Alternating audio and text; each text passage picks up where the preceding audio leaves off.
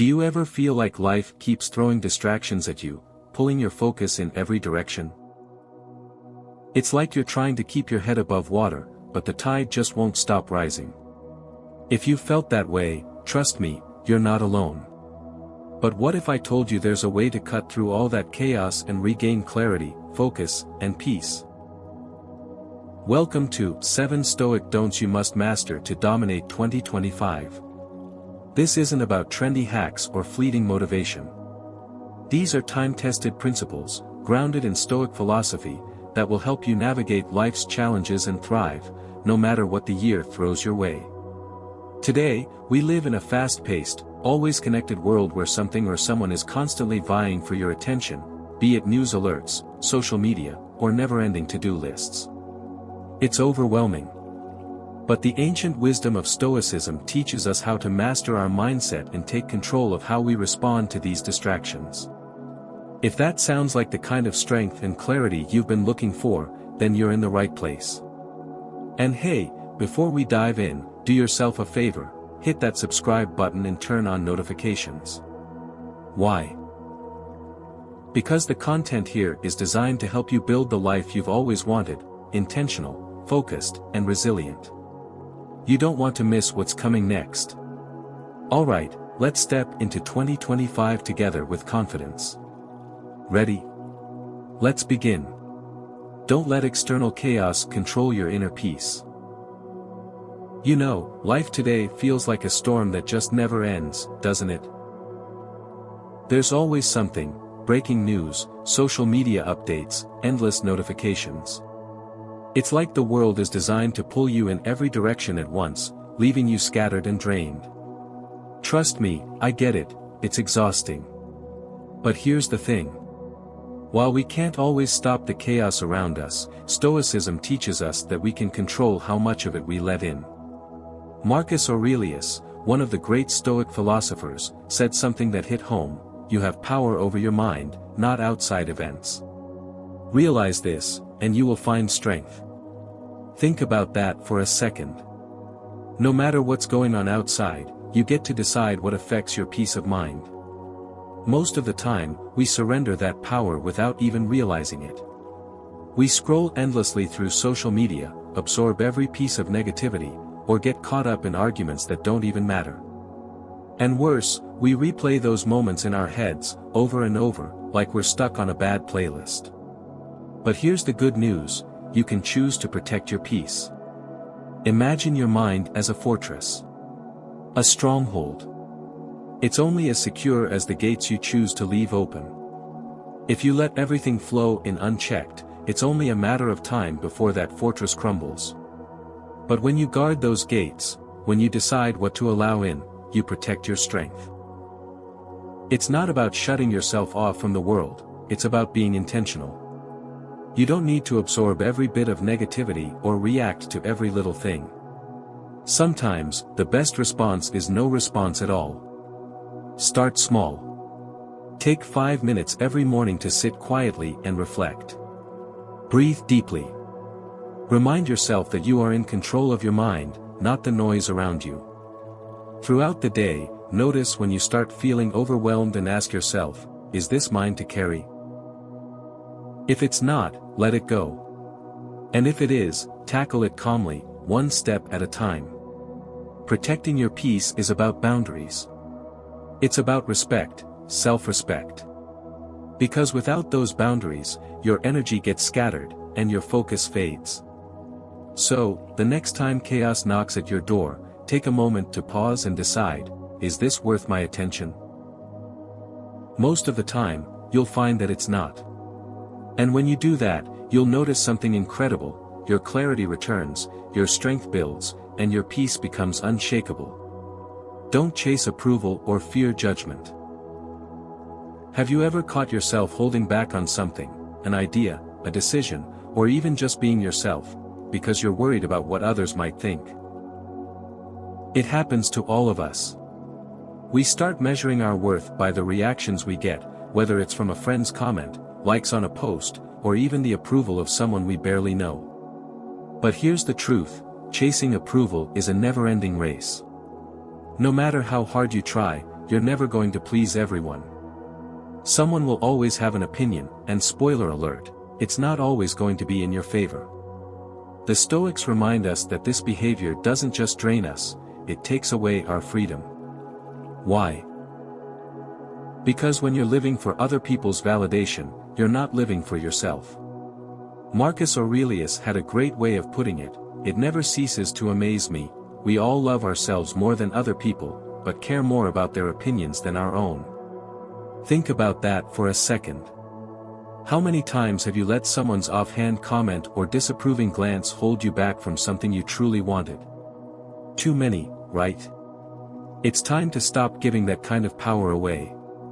Here's what Stoicism teaches us: your energy is better spent focusing on your values than trying to align with everyone else's expectations. Instead of worrying about how others perceive you, ask yourself, am I proud of the way I'm showing up in the world? That's what matters. Breaking free from the approval trap starts with practicing detachment. The next time you find yourself worrying about what someone thinks, pause and ask, does this opinion change who I am? Chances are, it doesn't. Another game changer is gratitude. Take time to appreciate the people who value you for who you are, not for what you do or how you perform. Surround yourself with those people, and let go of relationships that constantly drain you with criticism or judgment. And here's the best part: when you stop chasing approval, you create space to be yourself, authentically, unapologetically you. That's when real confidence starts to show up. Not the kind that's loud and attention-seeking, but the quiet, steady kind that doesn't need anyone else's validation to feel solid. As you head into 2025, let go of the fear of judgment and the need for approval. Walk your path, and let your actions speak for themselves.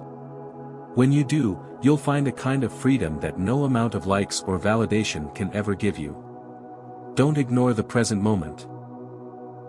Let's be honest, how often do you catch yourself replaying something from the past or stressing about the future?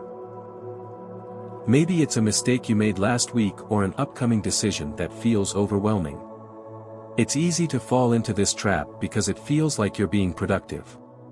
You think, if I just figure out what I could have done differently, or if I just plan every possible outcome, I'll feel more in control.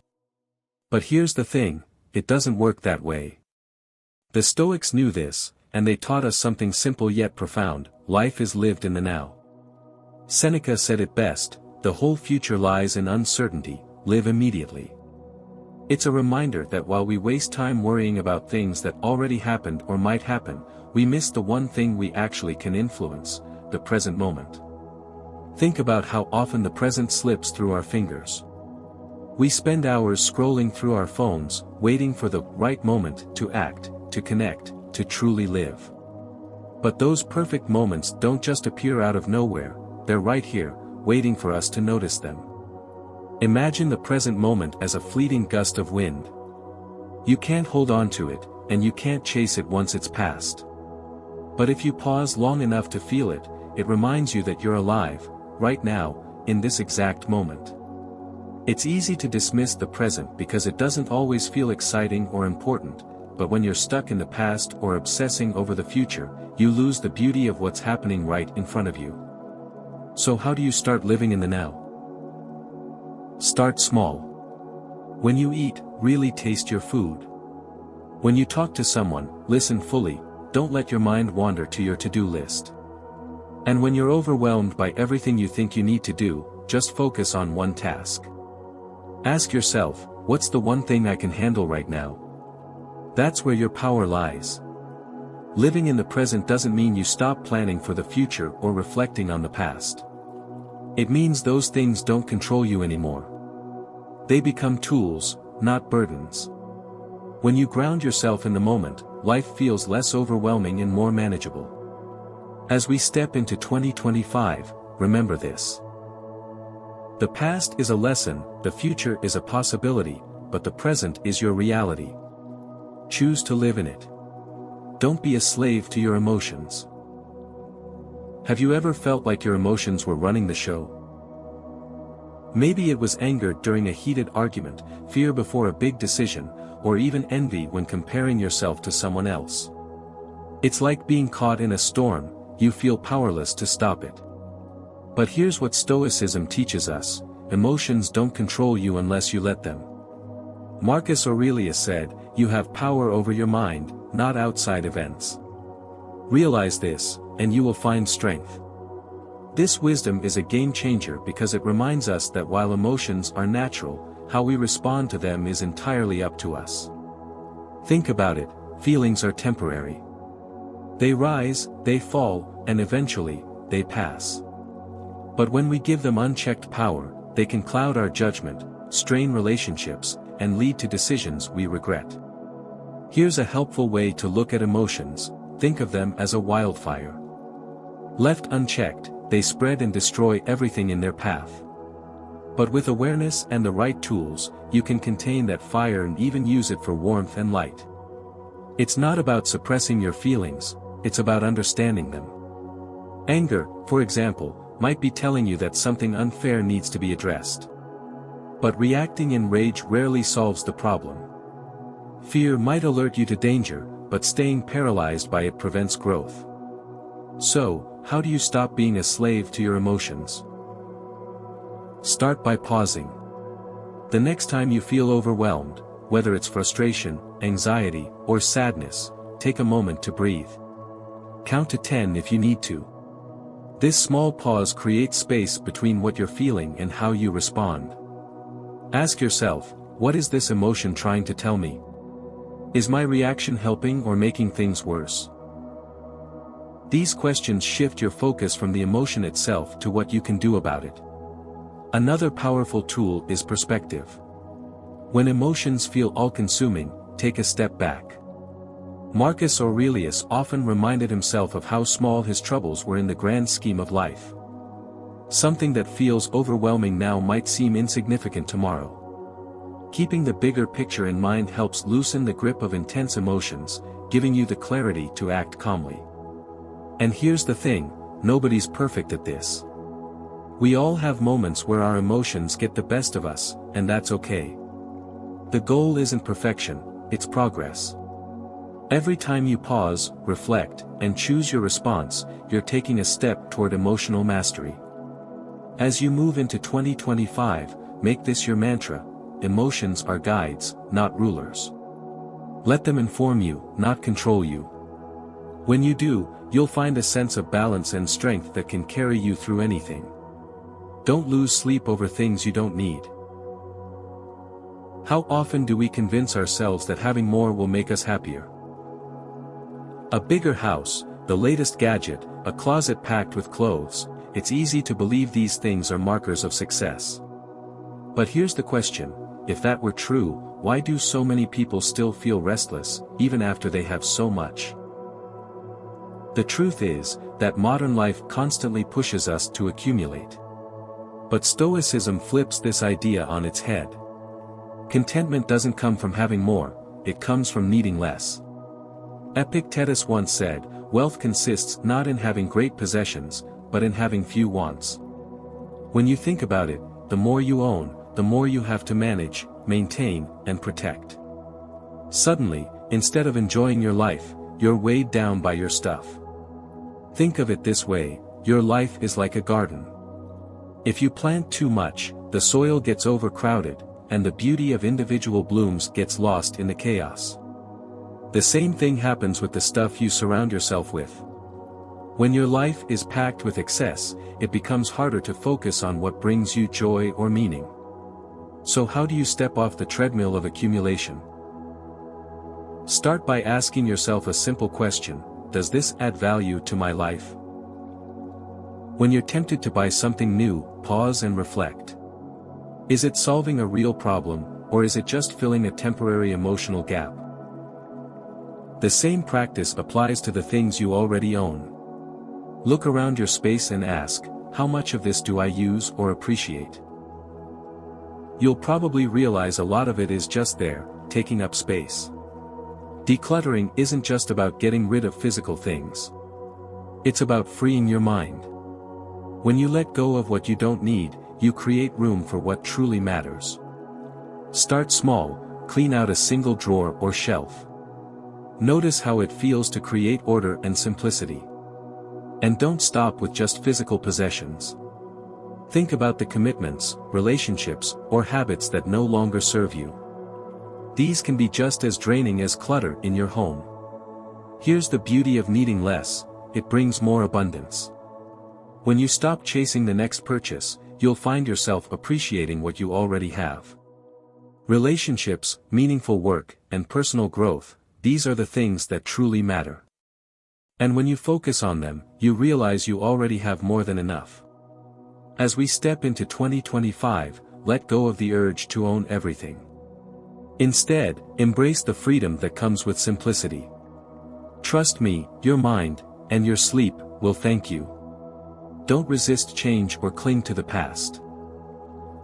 Let's face it, change is hard. We cling to what feels familiar: relationships, routines, or even old versions of ourselves. It's comforting to believe that if we just hold on tightly enough, we can freeze time and keep everything exactly as it is. But here's the truth: resisting change doesn't stop it. It only makes the process harder. The Stoics understood this well.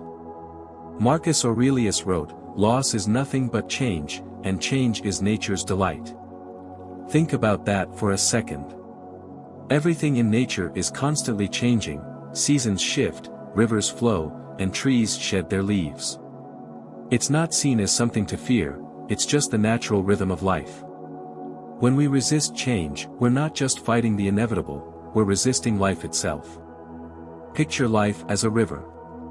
You can cling to the banks, trying to fight the current, but that only leaves you stuck and exhausted. Or you can let go and trust the flow, steering yourself in the right direction instead of struggling against it. That's the beauty of accepting change: it opens up possibilities we never imagined. A closed door might lead to an open window. A loss might create space for something new. Of course, accepting change doesn't mean you have to love every part of it. It's natural to grieve what was or feel uncertain about what's ahead. But clinging to the past won't bring it back, it only keeps you tethered to something that no longer exists. Instead of asking, "Why is this happening to me?" shift your perspective and ask, "What can I learn from this?" That simple mindset shift turns resistance into curiosity, and curiosity leads to growth. If change feels overwhelming, start small. Reflect on past moments in your life when a difficult change led to unexpected growth or opportunities. It's a powerful reminder that you've adapted before and can do it again. Ground yourself in the present by focusing on what you can control right now. Sometimes the next small step is all you need to start moving forward. As we enter 2025, remember this: clinging to the past may feel safe, but it keeps you stuck. Letting go creates room for the new. Change isn't your enemy, it's part of life's natural rhythm. Embrace it, and you'll discover growth, resilience, and even joy in the process. Don't forget the bigger picture. How often do we get lost in the weeds of daily life? Meetings, deadlines, errands, they pile up so fast that it feels like we're constantly playing catch-up. When life becomes all about ticking boxes, it starts to feel small and, honestly, unfulfilling. We end up so focused on the little things that we forget to ask ourselves the most important question: why am I doing all of this? Stoicism urges us to zoom out and keep the bigger picture in focus. What truly matters? What kind of life do you want to lead? Marcus Aurelius often reflected on a concept called memento mori, which means, remember you will die. Now, I know that might sound dark, but it's not intended to be morbid. It's a reminder to live fully and intentionally. He wrote, "You could leave life right now. Let that determine what you do and say and think." Here's the thing. When you're aware of how short your time is, you stop wasting it on things that don't matter. Think of your life as a camera lens. If you're zoomed in too close, all you see is the blur of details, the overflowing inbox, the traffic, the messy kitchen. But when you zoom out, you remember what's important: your relationships, health, and personal growth. The mess starts to fade, and the big picture takes center stage. But losing sight of the bigger picture doesn't usually happen simultaneously. It creeps up on us. We take on too many commitments, chase goals that don't align with our values, and wake up one day feeling busy but unfulfilled. To avoid this, take time to reflect regularly. Ask yourself, am I spending my time on what truly matters? Are my actions aligned with my values? Reflection doesn't have to be complicated. Spend 5 minutes at the end of each day or set aside an hour each week to evaluate where your energy is going.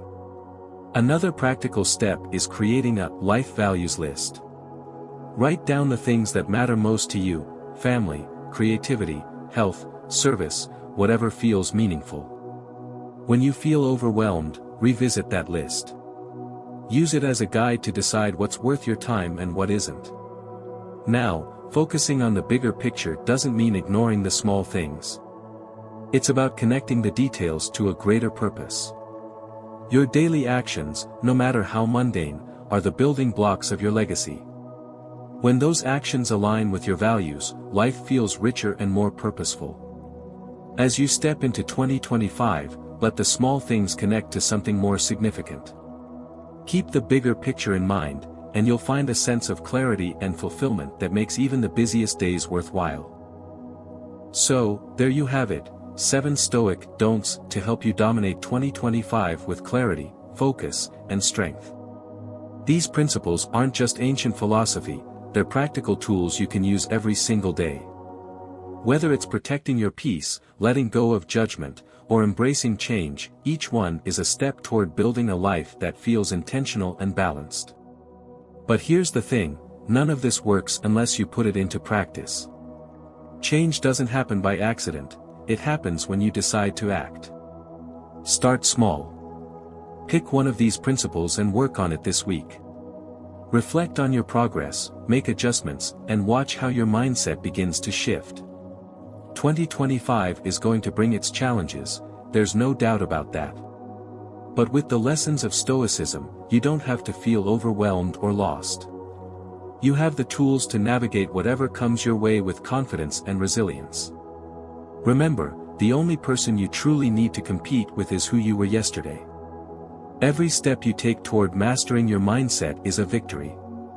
And before you go, let's keep this conversation going. Drop a comment below, let me know which of these don'ts resonates most with you. Or, share how you've already started applying Stoic principles in your life. And of course, don't forget to like this video, subscribe to the channel, and hit the notification bell so you don't miss what's coming next. Here's to a year of clarity, focus, and growth. Step into 2025 with purpose, you've got this. Stay grounded, stay strong, and I'll see you in the next video.